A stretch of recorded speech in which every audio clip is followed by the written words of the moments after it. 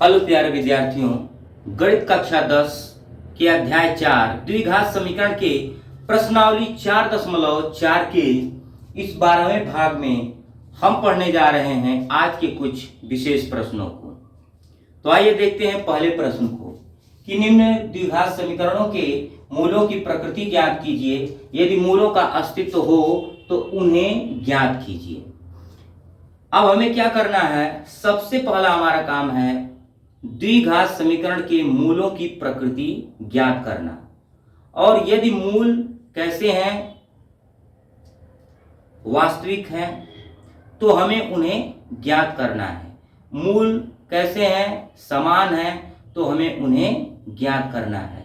कहने का मतलब क्या हो गया, यदि मूलों का अस्तित्व है तो उन्हें ज्ञात कीजिए। तो मूलों का अस्तित्व कब होगा, आइए उसे देखते हैं। मूलों की प्रकृति, तो जब हम मूलों की प्रकृति ज्ञात करते हैं, मूलों की प्रकृति, तो हम एक टर्म का प्रयोग करते हैं, उसको हम क्या कहते हैं, b² - 4ac, जिसे बोलते हैं विविक्त कर, विविक्त कर, डिस्क्रिमिनेंट विविक्त कर, जिसे क्या बोलते हैं, विविक्त कर, b² - 4ac। ये जो b² - 4ac है वो क्या बतलाता है, मूलों की प्रकृति के बारे में। अब देखिए b² - 4ac is greater than 0 है, अर्थात पॉजिटिव आ गया, तो मूल कैसे होंगे, वास्तविक होंगे। मूल कैसे होंगे, वास्तविक। और मूलों का अस्तित्व भी होगा, मूलों का अस्तित्व होगा, मूलों का अस्तित्व होगा। b² - 4ac is less than 0 आ गया, अर्थात निगेटिव आ गया, तो मूल कैसे हो गए, काल्पनिक हो गए। मूल कैसे हो जाएंगे, काल्पनिक, मूल काल्पनिक होंगे। और जैसे मूल हो गए काल्पनिक, तो मूलों का अस्तित्व नहीं होगा, मूलों का अस्तित्व नहीं होगा। और एक आता है b² - 4ac is equal to 0, तो मूल हो गए कैसे, समान। मूल कैसे हो गए, समान होंगे। तब भी क्या होगा, मूलों का अस्तित्व होगा, मूलों का अस्तित्व होगा। इस तरह से हमने जाना कि हम मूलों की प्रकृति को कैसे ज्ञात करेंगे। तो मूलों की प्रकृति कैसे ज्ञात करेंगे, विविक्त कर से, b² - 4ac से। b क्या है, x का गुणांक, a क्या है, x² का गुणांक, और c क्या होता है, वो अचर पद होता है। तो हम आगे के सवालों को बताएं, इससे पहले आप इसे एक बार नोट करें।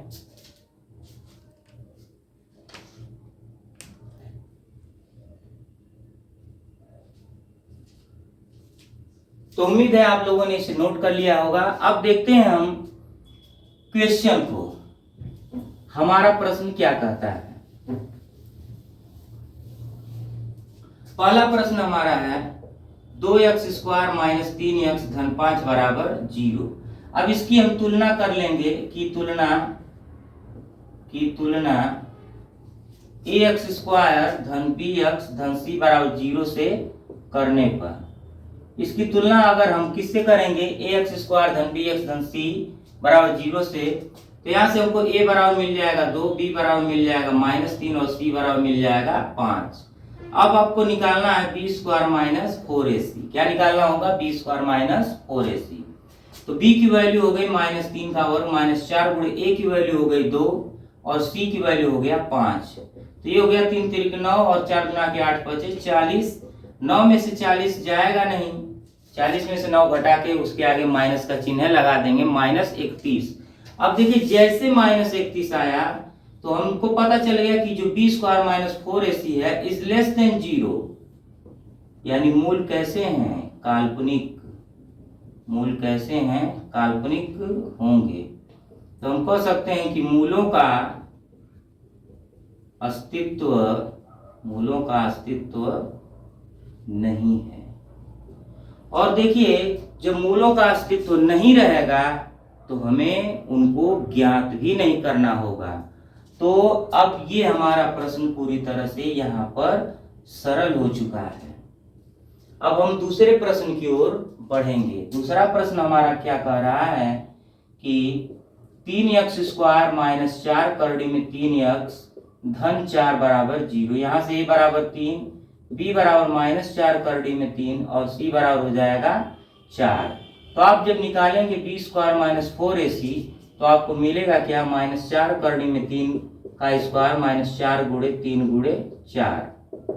ये देखिए 4 है और करड़ी में 3 है, तो करड़ी में 3 का अगर आप वर्क करेंगे इसका मतलब होगा करड़ी में 3 का वर्क का मतलब करड़ी में 3 गुणे करड़ी में 3, और करड़ी में 3 गुणे करड़ी में 3 कितना हो जाएगा, 3 हो जाएगा।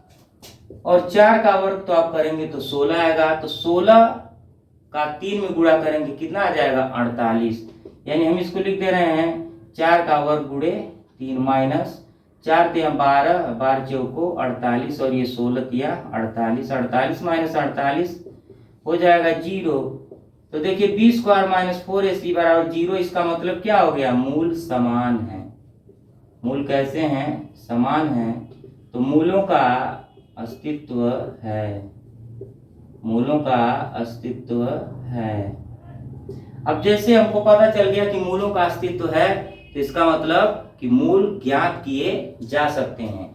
तो आइए अब इसे ज्ञात करते हैं। इसे ज्ञात करते हैं, मूलों को ज्ञात करते हैं। तो जो दूसरा प्रश्न है उसके जो मूल हैं उसे हम ज्ञात करते हैं। ये जो 3x² माइनस 4 कर डी में 3x और धन 4 बराबर 0, और इसमें कहा है कि मूल समान है, यानी जो x के मान प्राप्त होंगे वो दोनों मान क्या होंगे, समान ही होंगे। तो 3 का 4 में आप गुणा करेंगे आ जाएगा 12, और उसका आप जब गुणनखंड करेंगे तो आपको ये मिलेगा -2 कर डी में 3x माइनस 2 कर डी में 3x धन 4 बराबर 0। 2 का जोड़ा बना लीजिए, तो यहाँ से आपको मिल जाएगा कितना, कर डी में 3x का मान तो हो जाएगा कर डी में 3 × x माइनस 2, और यहाँ से -2 का मान मिलेगा तो क्या हो जाएगा, कर डी में 3 × x और -2 बराबर 0। तो देखिए कर डी में 3x माइनस 2 एक कोष्टक में और कर डी में 3x माइनस 2 एक कोष्टक में बराबर 0, और यहाँ से x के दो मान मिले और दोनों मान क्या हो गए, समान। ये हमारा आंसर हो गया। अब हम बढ़ते हैं प्रश्न नंबर 3 की ओर। कहाँ बढ़ते हैं, प्रश्न नंबर 3 की ओर। उससे पहले आप लोग इसे नोट करना चाहें तो वीडियो को पॉज करके आप नोट कर सकते हैं।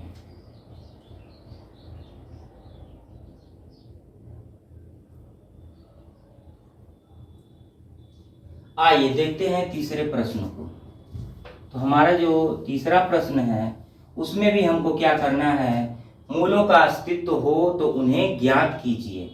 तो question number 3, 2x² minus 6x धन 3 बराबर 0, a बराबर 2 हो गया, b बराबर -6 हो गया, c बराबर 3 हो गया।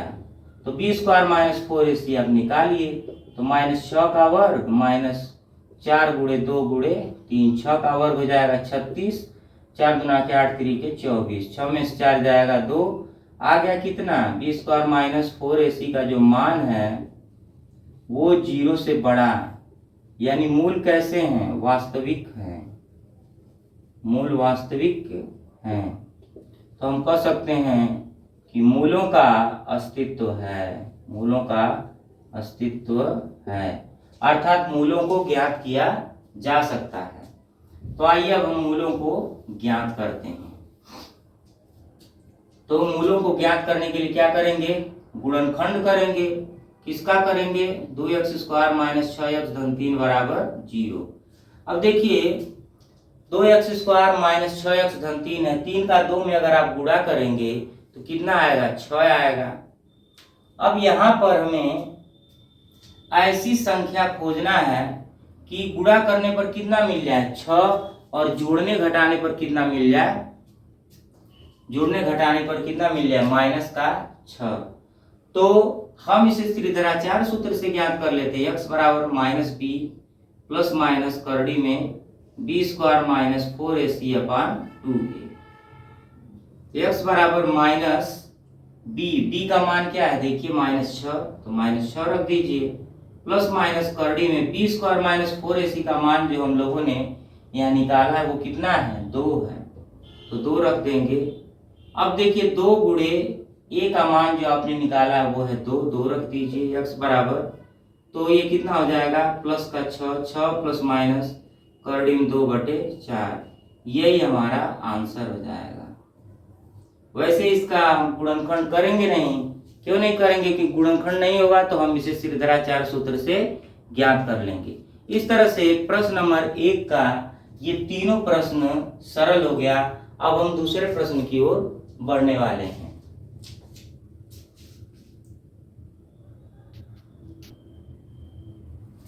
तो आइए प्रश्न नंबर 2 को देखते हैं। प्रश्न नंबर 2 क्या है कि निम्न प्रत्येक द्विघात समीकरण में k का ऐसा मान ज्ञात कीजिए कि उसके 2 बराबर मूल हों। तो मूल अगर बराबर होते हैं तो हम क्या करते हैं, विविक्त कर b² - 4ac का प्रयोग करते हैं। तो आइए देखते हैं प्रश्न नंबर दूसरा का पहला वाला। तो यहां से a बराबर हो जाएगा 2 और b बराबर क्या हो जाएगा x का गुणांक k और c बराबर हो जाएगा 3। तो b² - 4ac बराबर 0। क्यों ऐसा हम करेंगे, मूल समान है, इसमें कह दिया है कि मूल कैसे हैं, समान हैं। तो जब मूल समान है तो हम लिखेंगे b² - 4ac बराबर 0। इसमें डायरेक्टली लिख देना है हमको। अब देखिए b का जो मान है वो क्या है, k है, तो k² हो जाएगा माइनस 4 गुणे a का मान क्या है 2 और c का मान क्या है 3। तो k² बराबर क्या हो जाएगा, 4 दूना के 8 तरीके 24। अब k बराबर हो जाएगा प्लस माइनस करड़ी में 24। अब k बराबर क्या हो जाएगा 6 गुणे 4, इसको लिख सकते हैं। अब 4 का वर्गमूल क्या हो जाएगा 2, तो प्लस माइनस 2 करड़ी में 6। ये हमारा जो है फाइनल आंसर हो जाएगा। अब हम पढ़ते हैं दूसरे क्वेश्चन की ओर। दूसरा क्वेश्चन क्या है कि x² - 2kx और प्लस 6 बराबर 0। यहाँ से a बराबर हो जाएगा k और b बराबर हो जाएगा -2k और c बराबर हो जाएगा 6। a बराबर हो जाएगा k, b बराबर -2k और c बराबर हो जाएगा 6। कहा है कि मूल बराबर है, तो मूल बराबर है इसका मतलब b² - 4ac बराबर 0। मूल कैसे हैं, मूल समान है, मूल समान है, अर्थात b² - 4ac बराबर 0। तो b का मान क्या है -2k रख देंगे, -4 गुणे a का मान है k और c का मान है 6 बराबर 0। तो ये हो जाएगा आपका 4k² माइनस, यहाँ पर क्या हो जाएगा 4k गुणे 6 लिख देंगे। अब यहाँ से आप 4k कॉमन ले लीजिए, तो यहाँ पर बचेगा k - 6 बराबर 0। तो अगर हम 4k को 0 के बराबर करें, यदि 4k बराबर 0, तो यहाँ से हमें k बराबर मिल जाएगा 0। अगर आप यहाँ ध्यान दें तो द्विघात समीकरण बन रहा है और द्विघात समीकरण के 2 रूट्स होते हैं, 2 मूल होते हैं। तो एक हो गया 4k बराबर 0, तो यहाँ से k बराबर 0, और यदि k - 6 बराबर 0 तो k बराबर क्या हो जाएगा 6। इस तरह से हमारा जो ये है पार्ट 12 का क्वेश्चन 1 और 2 यहीं पर समाप्त होता है। मिलते हैं अगले पार्ट में, वो हमारा जो पार्ट होगा द्विघात समीकरण का आखिरी पार्ट होगा। तो मिलते हैं अगले पार्ट में, तब तक आप हमारे चैनल पर बने रहें। Good bye and take care.